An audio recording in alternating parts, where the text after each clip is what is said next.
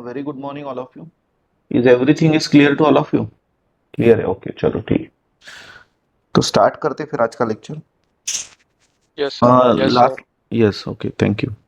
Last lecture में अपन ने स्टोक्स थ्योरम देखा था और Stokes theorem is now very well clear to you. तो स्टोक्स थ्योरम में समझ के लिया था कि जहां जहां पे आप लोगों को सिंगल इंटीग्रेशन का डबल इंटीग्रेशन में कन्वर्ट करने की नीड पड़ेगी वहां पे अपन याद करेंगे स्टोक्स थ्योरम को।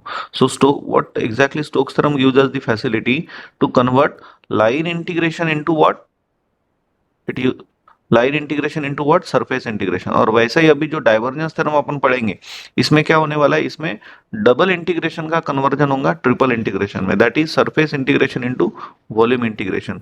तो एक मैं विदाउट वेस्टिंग टाइम एक सेंटेंस लिख लेता हूं पहले यहाँ पे।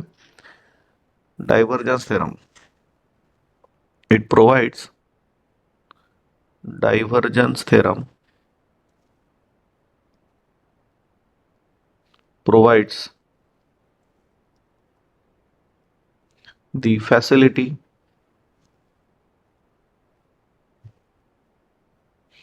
to convert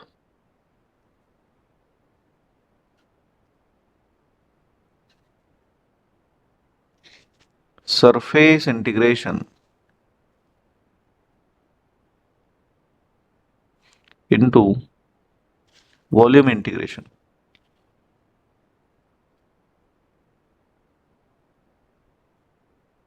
इसका मतलब ये हुआ कि that is double integration into triple integration.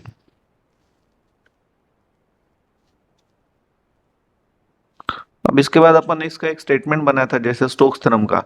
तो इसका स्टेटमेंट क्या बनता है, स्टोक्स थ्योरम जब मैंने पढ़ाया था आप लोगों को तभी मैंने डाइवर्जेंस थ्योरम का भी स्टेटमेंट क्लियर किया था, लेकिन अभी स्टेटमेंट वगैरह सब लिख लेते हैं अपन। तो इसका स्टेटमेंट क्या है,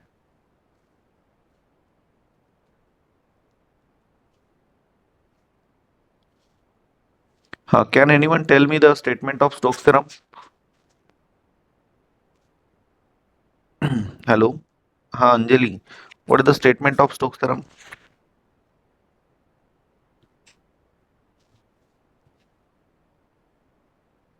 थोड़ा फास्ट रिस्पॉन्ड कीजिए। Sujal,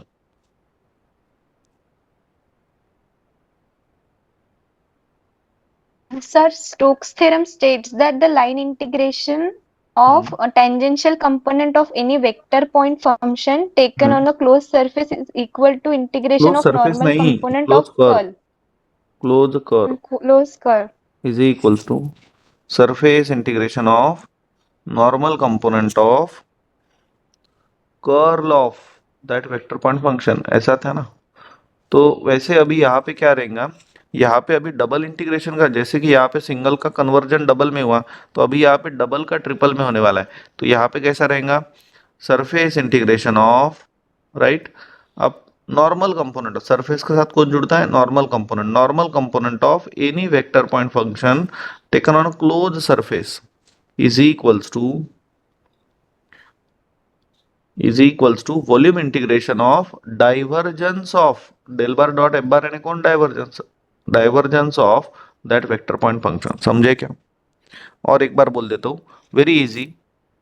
what is divergence theorem? Divergence theorem state that surface integration of normal component of any vector point function taken on a closed surface is equals to volume integration of divergence of that vector point function। समझे क्या सब लोग? Please Thums up कीजिए अगर समझ गए होंगे तो। चलो समझ गए तो एक आधा कोई भी बोल दो। हाँ सुजल, हाँ Yes, श्रावणी, sir. हाँ बोलो Sujal. Divergence theorem state that the surface integration of hmm normal component of any vector point function hmm taken on a closed surface is equal to volume integration of divergence of that vector point function. चलो very nice, तुम्हारा learn हो गया इसका मतलब। तो इसका statement बना लेते हैं और मैथमेटिकल एक्सप्रेशन वगैरह जो भी बनता है जैसे स्टोक जैसा वो भी बना लेते हैं अभी। तो what is the statement, divergence theorem state that, divergence theorem states that, लगे तो पहले मैथमेटिकल एक्सप्रेशन लिखते हैं, वहां से कैसा है थ्योरम बनाने में आपको इजी जाएगा। तो कैसा था वो, surface integration of normal component of any vector point function taken on a closed surface, है ना, is equals to volume integration of divergence of that vector point function.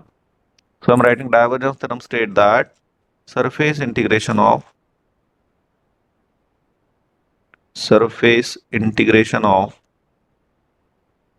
normal component of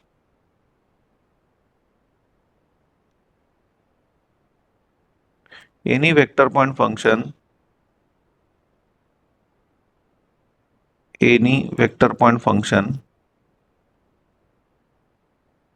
taken on a closed curve.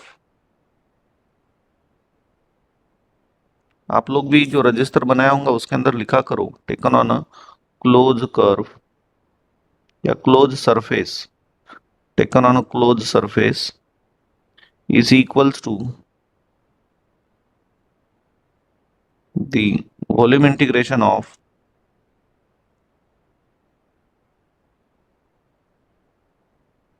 divergence of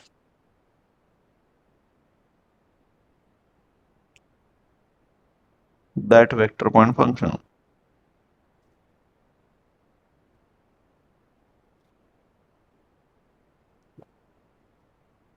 तो समझ गए फिर आप, divergence theorem state that surface integration of normal component of any vector point function taken on a closed surface is equals to volume integration of divergence of that vector point function. तो hope आप सब लोगों को statement समझ में आ गया. अब जैसे कि सरफेस इंटीग्रेशन बोले तो अभी और ट्रिपल इंटीग्रेशन इनका रिलेशन शो करने के लिए मुझे यहाँ पे एखादा क्यूब बोलो या एखादा 3 डायमेंशनल ज्योमेट्री यहाँ पे ड्रॉ करना पड़ेगा. तो this is the statement of divergence theorem.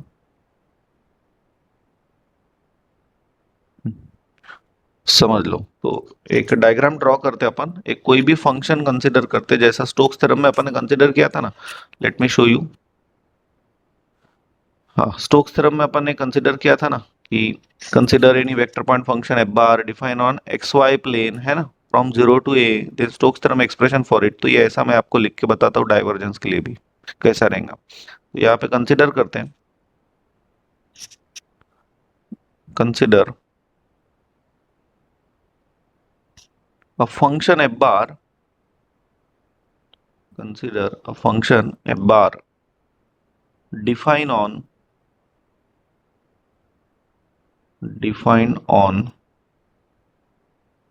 x y z line between, जैसे कि 0 to a कंसिडर कर लेते, right, where S be the surface of defined function. ठीक है. तो अब अपने को यहाँ पे एक 3 डायमेंशनल ज्योमेट्री, एक क्यूब निकाल लेता हूँ. बराबर समझ लो.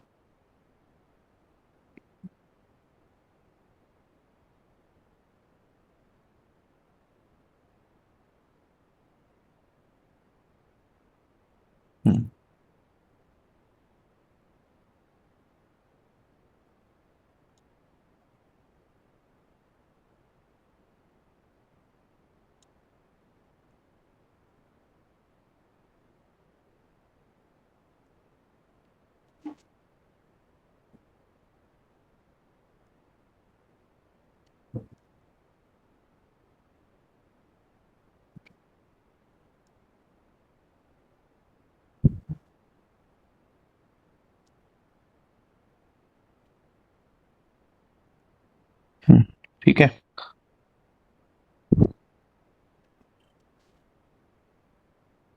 ये हो गई तुम्हारी suppose z axis.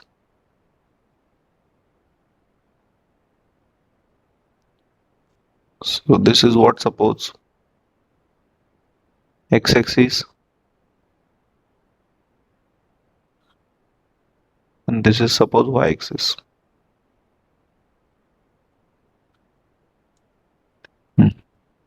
So this one has a z axis this one as a y-axis, and this is suppose x-axis,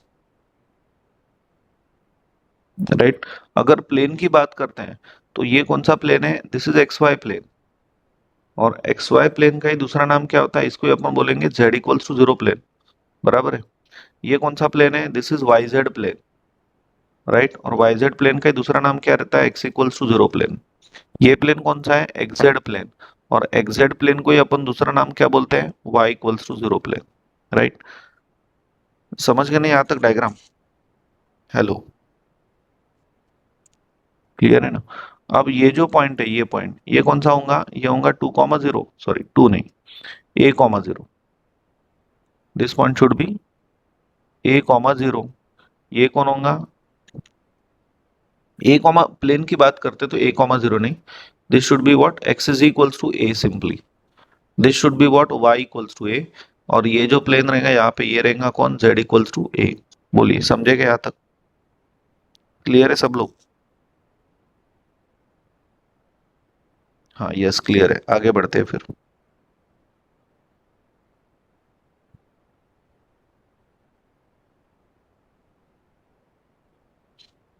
अब समझ लो, so therefore by divergence theorem, just a minute,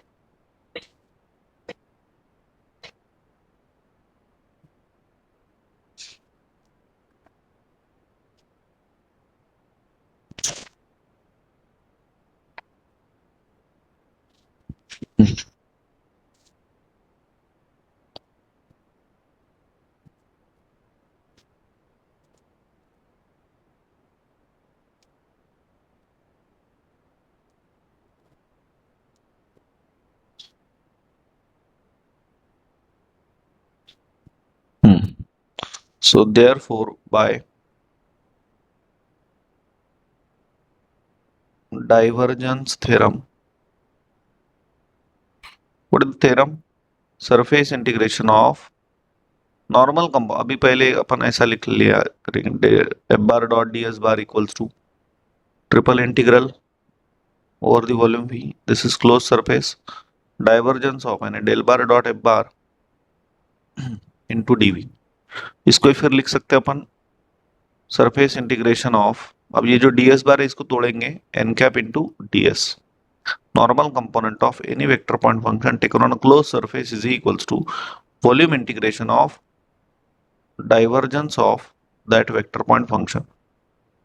समझ गए, तो अभी इसको लिखते हैं अपन प्रॉपरली, तो ध्यान देना। जैसे कि कोई भी एक आधा क्यूब अगर आप लोग कंसिडर करते हो, यही ले लो, तो इसको कितने सरफेसेस है, डबल इंटीग्रेशन बोले तो सरफेस इंटीग्रेशन। अब इसको सरफेस कितने हैं, top surface, bottom surface, left hand, right hand, this is front end this is back. समझे क्या, टोटल 6 सरफेसेस है, समझ गए सब लोग, टोटल 6 सरफेसेस हैं। तो जो 6 प्लेन्स यहाँ पे बन रहे, जैसे कि यहाँ पे ये, इसको ही अपन रिप्रेजेंट कर सकते, फिर डबल इंटीग्रल, पहला प्लेन कौन सा बनेगा, x is equals to 0 plane, clear है क्या आप लोग। दूसरा प्लेन कौन सा बनेगा, दूसरा प्लेन बनेगा यहाँ पे double integral x is equals to a plane, right. तीसरा प्लेन यहाँ पे डबल इंटीग्रेशन कौन से प्लेन के ऊपर करना पड़ेगा, तीसरा plane should be y is equals to 0 plane. चौथा प्लेन कौन सा रहेगा, y इक्वल्स टू a प्लेन। पांचवा प्लेन कौन सा रहेगा, z is equal to 0 plane, and last plus ये रहेगा z is equals to a plane. समझे क्या आप सभी लोग, and this is equals to triple integral, triple integral over the volume v, है ना। तो यहाँ पे इंटीग्रेशन आपको पता है 0 टू a तक है ना, तो इसलिए आप लोग लिख सकते हो लगे तो x is equals to 0 to a, y is equals टू जैसे कि 0 टू a, और z के भी इंटीग्रेटिंग लिमिट कौन, 0 से लेके तो a तक। अंदर में डाइवर्जेंस आएगा तो del bar dot of F bar into, you can write DV, right. लेकिन डीवी को आप लोग अभी डीएक्स डीवाई डीजेड भी लिख सकते हो, लेकिन अगर आप लोगों ने पहले जेड लिखा है तो डीजेड डीवाई एंड डीएक्स लिखते हैं। बोलिए, समझे क्या? सब लोग समझ गया तक? हेलो, क्लियर हो गया ना? यस, चलो आगे बढ़ते फिर।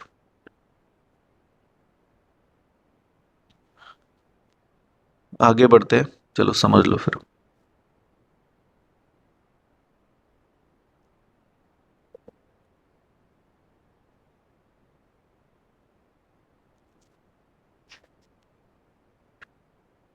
अब ये अंदर वाला मसाला क्या आएगा? अकॉर्डिंगली ये वाला आएगा अंदर वाला मसाला, तो ये क्या रहेगा? तो ये रहेगा x equals to zero plane के लिए एफ बार डॉट। अगर मैं x equals to zero plane ले रहा हूं तो can anyone tell me what is the normal vector for x equals to zero? x equals to zero है ना वाई जेड प्लेन, तो वाई जेड अगर प्लेन है तो नॉर्मल कंपोनेंट कौन रहेगा? वाई जेड प्लेन में नॉर्मल कंपोनेंट कौन रहेगा? AYZ normal component Y Z plane अगर है, this is Y this is Z plane, तो नॉर्मल कंपोनेंट कौन रहेगा? नॉर्मल है ना, इसको AX perpendicular A X cap. तो जब मैं x equals to zero plane लूंगा तो यहाँ पे जो नॉर्मल कंपोनेंट आएगा वो आएगा ए एक्स कैप, और प्लेन तो x इक्वल्स टू जीरो बोले तो वाई जेड प्लेन है, इसलिए D Y into D Z. Hope समझ गए आप लोग? सिर्फ एक यहाँ पे प्रॉब्लम ऐसा है कि ये जो ए एक्स कैप आप लोगों को लेना है, ये माइनस ए एक्स कैप लेना, minus A X cap into D Y into D Z, ऐसा। समझ गए? नेक्स्ट जो आएगा वो आएगा x is equals to a plane. Now यहाँ पे एफ बार डॉट, अभी यहाँ पे ए एक्स कैप ही लेना into D Y into D Z. Y is equals to zero plane होगा तो एफ बार डॉट, बोलिए नॉर्मल कंपोनेंट कौन आएगा अभी? Y equals to zero plane है ना, एक्जेड प्लेन, minus AY तो यहाँ पे कौन आएगा फिर? माइनस ए वाई कैप, तो minus A Y cap into कौन आएगा? D x into D Z. और यहाँ पे कौन आएगा? एफ बार डॉट, बोलिए A Y AY cap cap into A Y cap into कौन? D x into DX DZ D Z. Yes, समझ गए फिर? समझ गए ना? नेक्स्ट अभी जेड इक्वल्स टू जीरो पे क्या आएगा? is minus AZ हाँ, माइनस ए जेड कैप इंटू कौन? DX DY D x into D Y. और यहाँ पे कौन आएगा? F bar dot A AZ Z cap cap into D X DX into D DY Y. Stokes theorem and divergence theorem बिल्कुल छोड़ना मत, क्योंकि ये दो में से कोई ना कोई एक क्वेश्चन पेपर में जरूर आएगा, तो प्लीज ये टॉपिक छोड़ना मत। चलो ये समझ गए फिर आपको रिप्रेजेंट कैसे करना है, राइट? तो चलो अभी आगे बढ़ते हैं और अपन एक न्यूमेरिकल लेते हैं। अब समझ लो न्यूमेरिकल। न्यूमेरिकल में एफ बार आपको दिया है, सेम जैसा स्टोक्स का था ना वैसे ही है। एफ बार आप लोगों को दिया है, right? Any function define on x Y Z line between 0 to 2, verify divergence theorem. तो सेम प्रॉब्लम है जैसे यहाँ पे मैंने एक्सप्लेन करते टाइम पे 0 to a लिया है, तो यहाँ पे 0 to 2 है, बाकी कोई डिफरेंस नहीं है। तो बोलिए फिर अब यहाँ पे कैसा करें? तो यही सब रहने वाला है, तो लगे तो मैं इतना कॉपी कर लेता हूँ, क्योंकि ये तो बाय डाइवर्जेंस थ्योरम सेम ही रहने वाला है ना पूरा, सिर्फ इंटरवल 0 to 2 है यहाँ पे।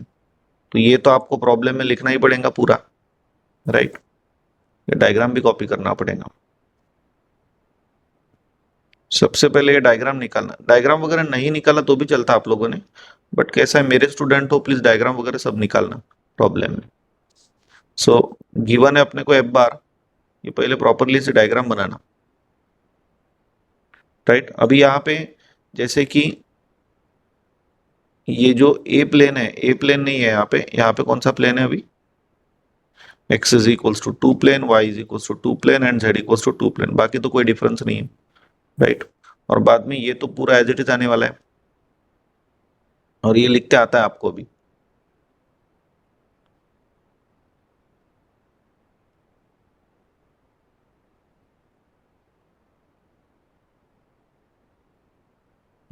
बाय डाइवर्जेंस थ्योरम इतना लिखना है आपको।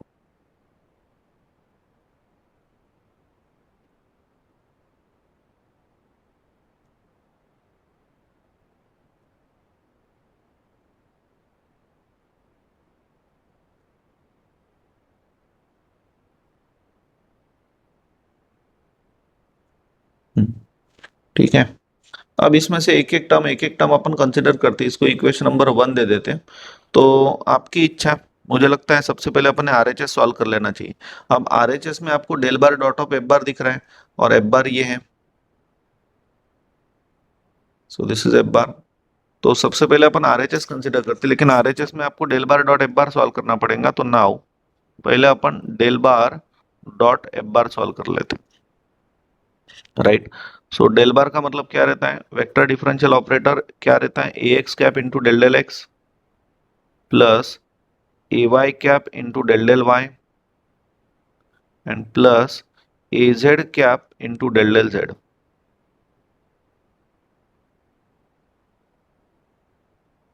Dot product with F bar कितना है, एफ बार दिया है आपको, this is F bar.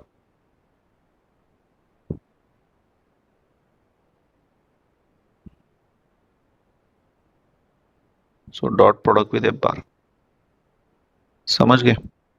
Dot product करते आता है आपको, बोलिए A X cap dot A X cap 1, तो derivative with respect to X of this is, with respect to X derivative कितना आएगा 2y plus A Y cap dot A Y cap 1, तो with respect to y derivative कितना आएगा x square. अब z तो है ही नहीं वहां पे, तो ये मिल गया आपको del bar dot of F bar. Hope समझ गए आप सब लोग, क्लियर है सब लोग यहाँ तक। अभी आरएचएस कंसीडर करते हैं। Now consider RHS, consider RHS, RHS. Now what is RHS, RHS is, हाँ आरएचएस में यहाँ पे एक ऐसा है कि ये अपन ने 0 to a रखा है ना, यहाँ पे अभी आएगा और ये भी प्लेन चेंज हो जाएगा ना, तो यहाँ पे आएगा x equals to 2 plane, y is equals to 2 plane, z equals to 2 plane, integral 0 to 2 x के, y के भी 0 to 2 एंड z के भी 0 to 2। So RHS should be integral x के लिमिट्स 0 to 2, y के लिमिट 0 to 2 एंड z के भी limits z equals to 0 to 2। अंदर वाला मसाला is del bar dot of F bar into कौन, डीवी, राइट। अब डीवी का मतलब यहाँ पे कौन आएगा, dx dy dz। तो पहले आप लोगों ने z लिखा है तो dz dy dx, कैसा भी इंटीग्रेशन किया तो चलता है, जो आपकी मर्जी, बिकॉज तीनों के तीनों कांस्टेंट है। So therefore RHS equals to integral x के लिमिट्स है 0 to 2, y के लिमिट्स है 0 to 2 और z के भी लिमिट्स है 0 to 2। Del bar dot F bar अभी अभी कैलकुलेट किया अपन ने, जो आया 2y प्लस एक्स स्क्वायर, तो इनटू पहले dz बाद में dy और बाद में dx। अब ये सब कुछ अपन ने सॉल्व किया पहले, तो integral x is equals to 0 to 2, पहले z से इंटीग्रेट करते हैं, integral y equals to 0 to 2, तो z तो यहाँ पे है ही नहीं, तो 2y plus X square outside और dz का integral z from limit 0 to 2 into dy into dx। तो अपर लिमिट माइनस लोअर लिमिट करेंगे तो ये आएगा कितना, 2 माइनस 0 यानी 2, तो 2 को बाहर ले लेते हैं, integral x is equals to 0 to 2। अभी integration with respect to y करते हैं, तो 2 इंटू वाई का इंटीग्रल कौन, Y square by 2 from limit 0 to 2 plus X square outside कुछ नहीं, इसका मतलब dy का integral y from limit 0 to 2 into what dx, ये आता है आपको, अभी ये बेसिक हो गया आपके लिए, equals to twice integral x is equals to 0 to 2 inside the bracket 2, अगर अपर लिमिट पुट किया तो 2 का स्क्वायर 4 बाय 2 यानी 2, 2 इंटू 2 4 प्लस ये आएगा 2 माइनस 0 यानी 2, तो twice x square into dx।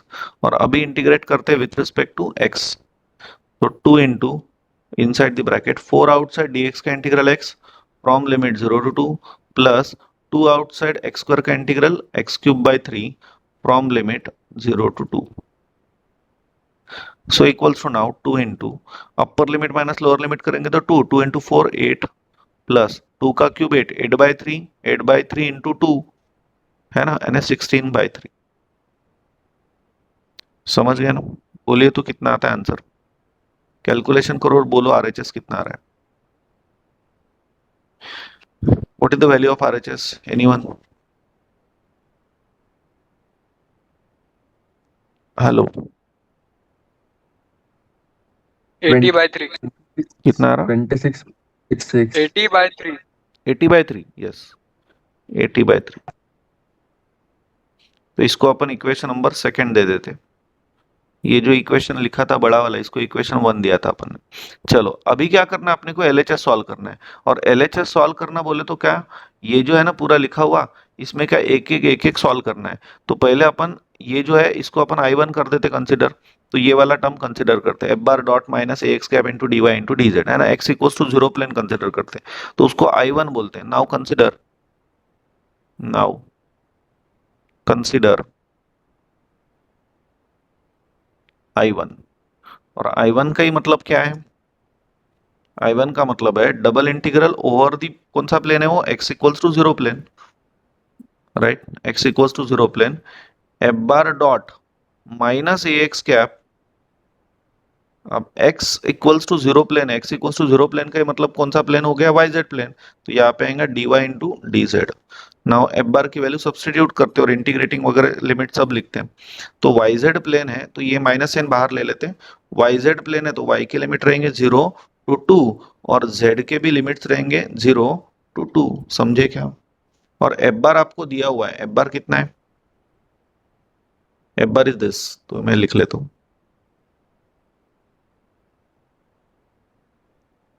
तो ये है एफ बार, राइट,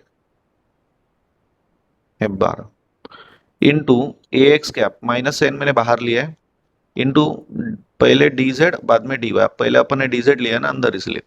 समझ गया क्या? अब A X cap dot A X cap कितना होता है, A X cap dot A X cap 1, बाकी A X cap dot A Y cap and A X cap dot A Z cap ये तो जीरो ही होने वाला है। So what is remaining here, remaining is integral Y is equals to 0 to 2, integral 2xy. Z is equals to 0 to 2, minus sign बाहर। तो यहाँ पे कौन आने वाला है, सिंपली 2xy इंटू कौन, डी जेड इंटू कौन, डी वाई। बोलिए समझे क्या तक, समझ गया ना? अभी आगे सॉल्व करने में मतलब बनता नहीं, Y, because x equals to zero plane है ना, ये पहला जो I1 है ये x equals to zero plane है ना, x की वैल्यू कितनी हो गई, जीरो हो गई, तो direct x equals to zero put कर तो ये जीरो ही आने वाला है, लेकिन फिर भी अपन पूरा सॉल्व करते हैं इसको। So equals to now minus integral y के लिमिट्स है 0 to 2। चलो बोलिए, विथ रिस्पेक्ट टू z आपको इंटीग्रेट करना है, तो 2xy आउटसाइड हो गया, और dz का integral z from limit 0 to 2 into कौन, dy। आगे बढ़ते हैं। सो इक्वल्स टू नाउ ये 2 माइनस जीरो यानी कितना हो गया, 2 हो गया, 2 इंटू 2 4, तो माइनस 4x बाहर निकल गया। ये 2 माइनस जीरो यानी 2 हो गया ना, 2 इंटू 2 4x बाहर निकल गया, y का integral Y square by 2 from limit 0 to 2। समझ गए? तो इक्वल्स टू नाउ ये minus 4x into upper limit कितना है 2, 2 का स्क्वायर 4 4/2 यानी कितना, 2, तो 4x इंटू 2 आ गया। तो ये हो गया कितना, -8x। लेकिन अब बात ऐसी है यहाँ पे x तो जीरो ही है ना, और x जीरो होने के कारण I1 कितना आ गया, जीरो, I1 आ गया जीरो। यहाँ पे लिखेंगे लगे तो since x equals to zero plane consider किया है। बोलिए समझ गए क्या सब लोग, I1 कैसा निकाला? तो अभी ऐसे ही अपने को I2 I3 I4 वगैरह सब करना है, तो अभी बाकी का मैं एकदम पटापट करता हूँ। समझ गए? अब I2 कंसिडर करते हैं। I2 पता है आपको, कोई तो भी एक इनिशिएशन लेके बोलो मुझे I2 कितना। Now consider I2, consider I2। हाँ, एनीवन प्लीज टेल मी, कोई भी एक आधा बंदा बोलिए I2 क्या रहेगा। I2 कितना है, double integral over the plane x is equals to 2 plane ना। हेलो, अरे सही है ना, Yes sir. सही है ना? हाँ तो बोलिए ना, अंदर वाला मसाला क्या है, F F bar bar dot dot A X ax cap into D Y into D Z ना। dy dz. हाँ, तो अभी इंटीग्रेटिंग लिमिट तो वही आने वाले हैं। सो इंटीग्रेटिंग लिमिट क्या रहेंगे, बोलिए। Y equals to 0. y equals to 0, y equals to 2, then z Z equals equals to, to 0 to 2. z is equals to 0 to z equals to कौन, 2। अब एफ 2. बार कितना है, this is F bar, Hmm. F bar into कौन, A X cap Ax cap. Into D Y into D Z. अभी अपन ने plane कौन सा लिया, एक्स इक्वल्स टू 2 प्लेन लिया, राइट? Yes sir. हाँ, जस्ट अ मिनट।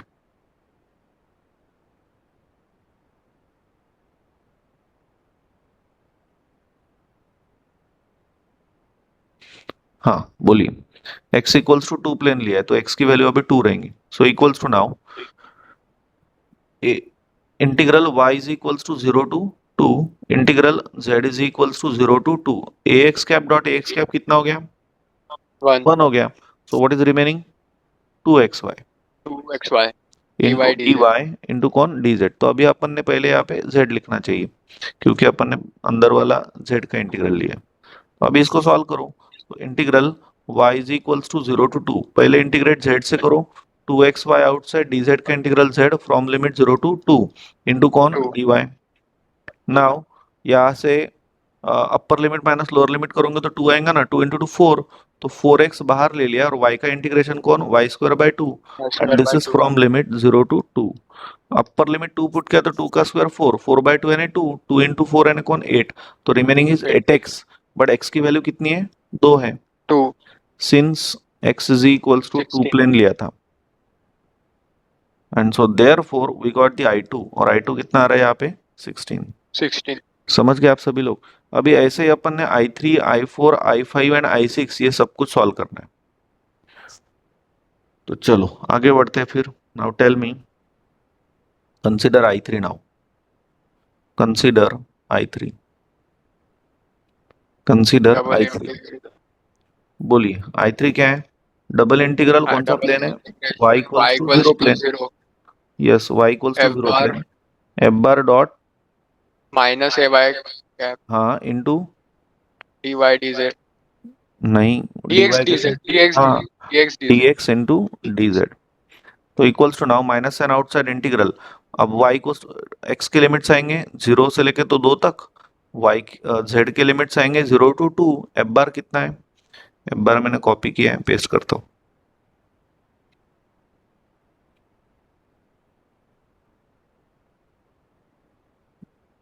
हाँ एफ बार लिख लिया इंटू इंटू कौन है? A Y cap minus N बाहर लिया into D x into D Z. तो अभी A Y cap dot A Y cap कितना हो जाएगा? 1। So 1 integral X is equals to 0 to 2 integral Z is equals to 0 to 2। A X cap A Y cap तो 0 हो गया। तो remaining is what? X square Y x A square Y y cap 1 into D x into कौन? D Z. अभी पहले integrate करते हैं अपन जेड से तो minus X is equals to 0 to 2 Z से इंटीग्रेट करेंगे पहले सबसे पहले तो X square Y outside into D Z का इंटीग्रल कौन? जेड फ्रॉम लिमिट 0 से लेके तो 2 तक इंटू कौन? D X. Upper limit minus lower limit करते हैं तो 2 माइनस 0 यानी 2 तो माइनस 2 आउटसाइड वाई भी आउटसाइड एक्स स्क्वायर का इंटीग्रल आएगा x cube by 3 and this is from limit 0 से लेके तो 2 तक equals to minus 2 by 3 into y और अपर लिमिट 2 का क्यूब कितना हो गया? 8 हो गया। तो 8 इंटू 2 16 ना। तो ये हो गया 16 बाय 3y ऐसा आ गया। लेकिन अब यहाँ पे y की वैल्यू कितनी है? हेलो y कितना 0 है? 0। So therefore i3 equals to minus 16/3 into 0 यहाँ पे लिखेंगे ऐसा since y is equals to 0 plane. समझे क्या? yes है sir ना। सो देयर फोर i3 कितना मिल गया? i3 इज इक्वल्स टू आ गया 0। तो 0 ये मिल गया आपको i3। क्लियर है सब लोग? है ना। तो i1 i2 i3 अपन ने कैलकुलेट कर लिया। अभी i4 कंसिडर करते हैं आगे बढ़ते हैं। नाउ कंसिडर कंसिडर बोलिए what is i4? Double integral which plane now y equals to y equals to a plane 2 plane. F yes bar dot कौन? a y cap a Y cap into कौन? dy dx dz d x into D Z. Yes. तो आगे solve करो फिर। So equals to now y equals to 2 plane यानी x is equals to 0 to 2 and y sorry z is equals to 0 to 2। F bar कितना है? F bar is this sorry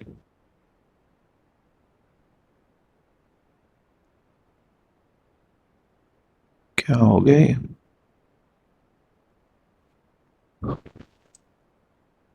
just a minute.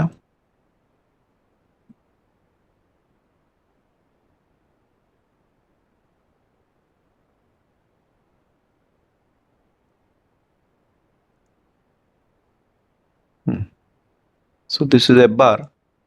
Z is equals to 0 to 2 into what? Ay cap into dx into dz. Now ay cap dot ay cap 1 हो गया और into ax cap करो तो कितना होगा? 0 होगा. तो integral x is equals to 0 to 2 integral z is equals to 0 to 2, right? तो यहाँ पे बचेगा कौन? X square Y into D x into D Z. तो अभी सबसे पहले इंटीग्रेट करो z से, तो integral x equals to 0 to 2, z तो है ही नहीं, X square Y outside, D Z का integral z from limit 0 to 2 into कौन? dx. अपर लिमिट माइनस लोअर लिमिट करते तो ये कितना आएगा? 2 आएगा. तो 2 भी आउटसाइड हो गया, देन y भी आउटसाइड हो गया और एक्स स्क्वायर का इंटीग्रल आएगा x cube by 3 and this is from limit 0 to 2. समझे क्या? 2 माइनस 0 यानी 2 हो गया नहीं, ये इंटीग्रल 2 हो गया. Yes, 2 sir. और y बाहर ले लिया, एक्स स्क्वायर का इंटीग्रल एक्स क्यूब बाय 3. इसको नीचे ले लेता हूं. So therefore now therefore I4 equals to now upper limit minus lower limit. 2 का क्यूब कितना? 8, 8 बाय 3, 8 इंटू 2 16. तो ये आ गया कौन? वापस से 16 बाय 3 y. नाउ अब मुझे बोलो y की वैल्यू कितनी है? y की वैल्यू 2 है ना, since y is equals to 2 plane. Two. So therefore we are getting I4 equals to how much? 32 by 3. तो ये मिल गया I4. Now in this way अपने को कैलकुलेट करना है I5 एंड I6. तो अभी कैलकुलेट करते हैं I5. Now consider I5. हाँ, anyone, कोई भी एक आधा, सर्वेश ही बोल रहा है सिर्फ, बाकी लोग भी बोलिए, कोई भी एक आधा बोलिए. अब I5 की वैल्यू कितनी? डबल इंटीग्रल कौन सा प्लेन? हाँ, anyone. Z is Z equals to equal to 0. 0. हाँ, very good. z is equals to 0 plane. तो अंदर वाला मसाला क्या आएगा? एफ बार डॉट माइनस ए जेड कैप इंटू कौन आएगा? D x into D y, है ना? हाँ, तो ठीक है, ये पहले मुझे सुजल आप बोल दो पूरा. सो इंटीग्रल लिमिट्स क्या करेंगे?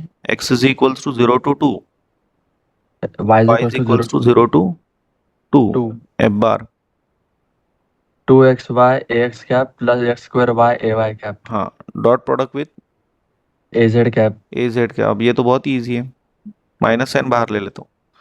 ये इजी क्यों है Sujal? Sir ax cap dot az cap और ay cap dot az cap 0 आता है. तो इसीलिए I5 कितना आ गया? 0. खत्म हो गया, आगे सॉल्व करने की नीड ही नहीं. लगे तो आप लोग यहाँ पे ऐसा लिख सकते हो, since ax cap dot az cap 0 होता है और ay cap dot az cap ये भी कितना होता है? 0 होता है. नेक्स्ट, नाउ कंसिडर करते हैं Anjali. Consider I6 double integral z is equals to now 2 plane. F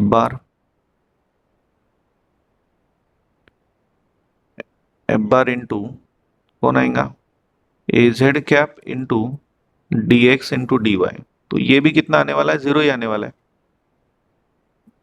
अरे पहले वो लिखा नहीं क्या मैंने?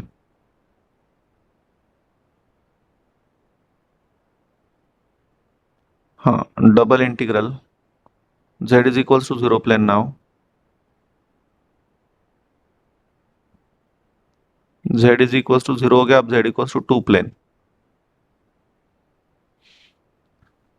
F bar dot A Z cap into D x into D Y. तो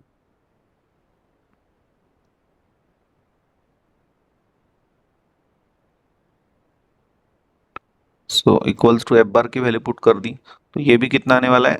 0. यहाँ पे लिखना since A X cap dot A Z cap 0 होता है और A Y cap dot A Z cap ये भी कितना होता है? 0 होता है.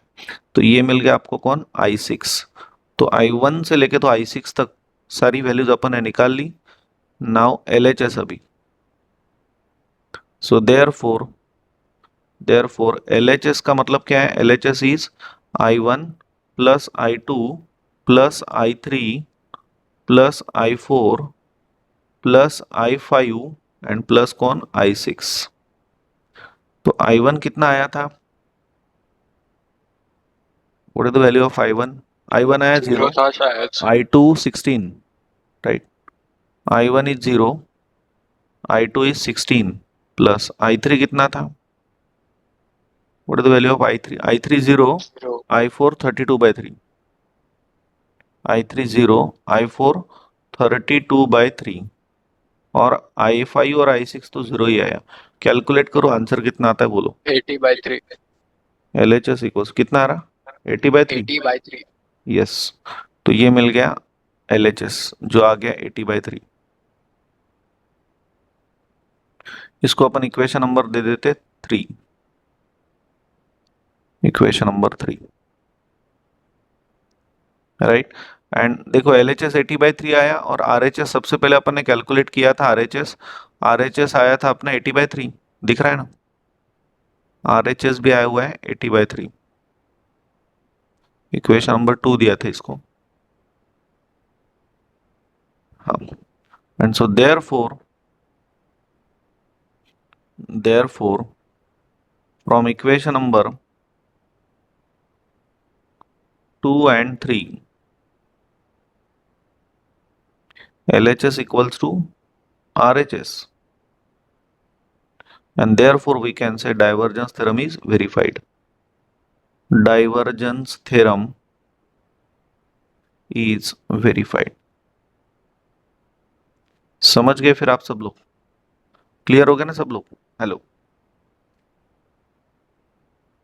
Yes sir. क्लियर है? यस। चलो, तो आप एक आधा आपको भी देता हूँ होमवर्क, सो दैट कि एक आप लोग करके देखो तो आपका बहुत ही अच्छे से प्रैक्टिस हो जाएगा। फिर क्वेश्चन तो सेम रहेगा, बस एफ बार चेंज करता हूँ और जो लिमिट्स है वो चेंज करता हूँ। एक आधा आप लोग भी घर पे ट्राई करना।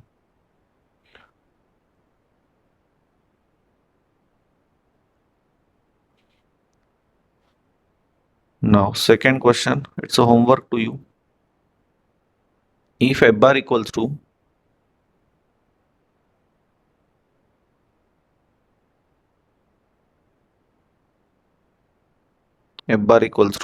x square y square ax cap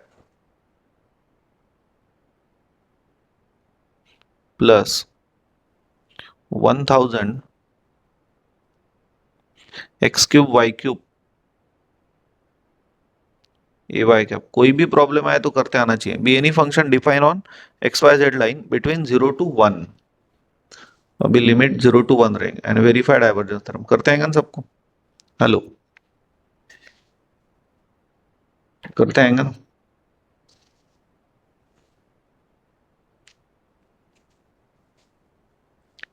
hello, please respond करो, करते हैं सबको? Yes sir. एक स्टोक्स थ्योरम का भी दे देता हूं मैं। स्टोक्स थ्योरम का लास्ट लेक्चर में दिया नहीं था, तो अभी दे देता हूं। तो now this is the homework for Stokes theorem, इधर ही लिख लेता हूं कि if f bar equals to 2xy ax कैप plus xy square ay cap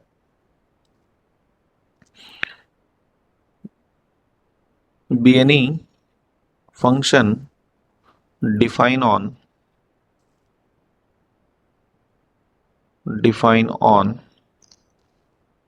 xy plane lying between 0 to 3, then evaluate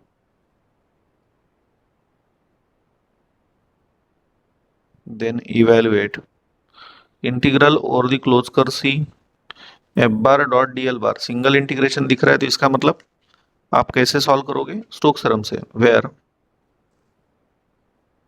C is the boundary of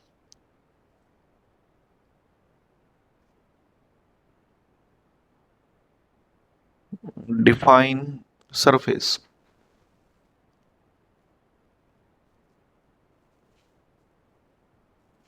and hence verify Stokes theorem. चलो कर लोगे ये भी होमवर्क है आपको, बस इतना करके देखा ना आप लोगों ने, आपकी प्रैक्टिस हो जाएंगी।